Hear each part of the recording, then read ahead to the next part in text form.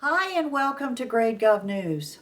Well, happy August, happy end of the summer for most people.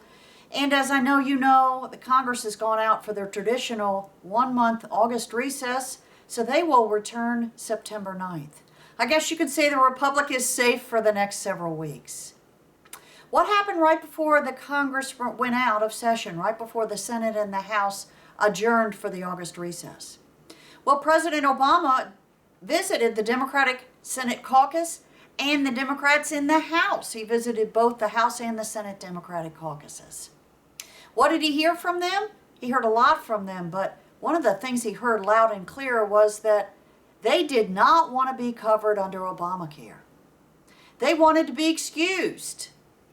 So the president promised he would do what he could, and we learned that last week the Office of Personnel Management, OPM, has jiggered with the regulations and has found a way to exempt members of Congress and their staffs from Obamacare.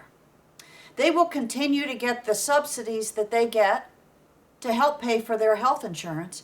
Their subsidies, in a lot of cases, can be up to 75% of the policy price. And of course, you know what a subsidy is from the federal government. That's your money and that's my money. Our federal taxes are going to pay the subsidies for the members of Congress health insurance. That was not going to be allowed under Obamacare, so they asked to be excused from Obamacare, and now they are. Members of Congress and their staffs are now excused from being covered under Obamacare. Meanwhile, the rest of the United States, the rest of America, well, we're just going to have to live under Obamacare if it goes into full effect in January of 2014. You know, there is a move afoot by Senators Ted Cruz, the Republican from Texas, Senator Mike Lee, the Republican from Utah, and then Senator Marco Rubio, the Republican from Florida. They want to fully defund Obamacare. And they want to do it in the appropriations process. And I know many of you know the appropriations process will expire, the monies for that will expire September 30.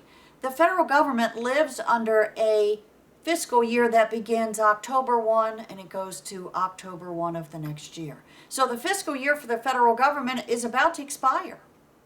And they need money. They need money badly because you see the Senate nor the House of Representatives together, they have not passed a single appropriations bill, and there are 12 of them. These 12 bills, when they're passed through the House and the Senate and signed by the President, they fully fund the federal government, and they haven't passed any of them. Let's backtrack for a minute. Remember the government shutdown of 1995 and 1996? This is when I was the elected secretary for the majority in the United States Senate. I remember it well. Speaker Gingrich was passing appropriations bills. The Senate was doing the appropriations bill, and President Clinton had signed 6 of the 13 appropriations bills that back then were required to fully fund the federal government. So what was in question when they got close to the shutdown date was 7 appropriations bills that were yet to be signed into law, and frankly, President Clinton kept vetoing them. Now we're talking about all 12 of the appropriations bill. The full funding of the federal government will be in jeopardy at the end of September. And Senator Marco Rubio and Ted Cruz and Mike Lee, they want to use that as a vehicle to put on their defund Obamacare proposal. I love the proposal, frankly. But let's be honest, it will not pass the United States Senate. There are already Senate Republicans that are saying that they will not vote for the proposal. Here's one, for example, Senator Burr of North Carolina, the Republican. He actually said it was a dumb idea. So if it's not going to pass, why would these senators offer it as a proposal and then have a bad vote? In essence, hurt the issue, especially if it doesn't even get the 41 votes needed to block cloture.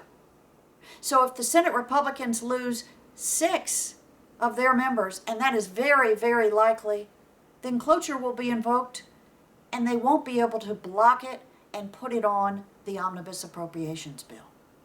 Can I make another suggestion? Think about this for the next couple of weeks. Talk to your congressman about it. Talk to your senator about it. Talk to your neighbors about it. How about putting jobs first? Suspend ObamaCare and put jobs first. And the proposal goes like this.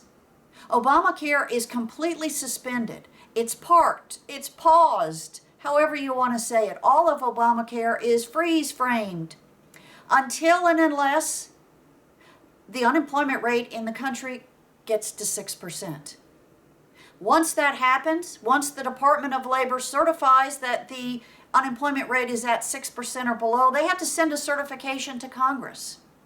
And then Congress has an opportunity in the form of a concurrent resolution, this is not signed by the president, where they agree with the Department of Labor certification that unemployment is at 6 or better. When and if that were to happen, then Obamacare starts flowing again. But until that happens, Obamacare is frozen.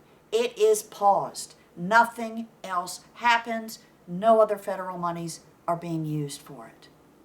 Think about that as you finish up your summer holiday, maybe with your family and your friends, your kids start going back to school. Talk to your neighbors and friends about the Jobs First proposal.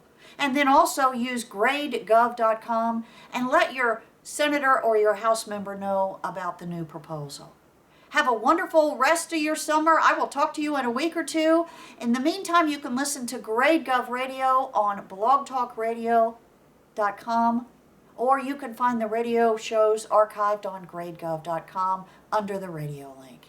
Have a great one and stay tuned.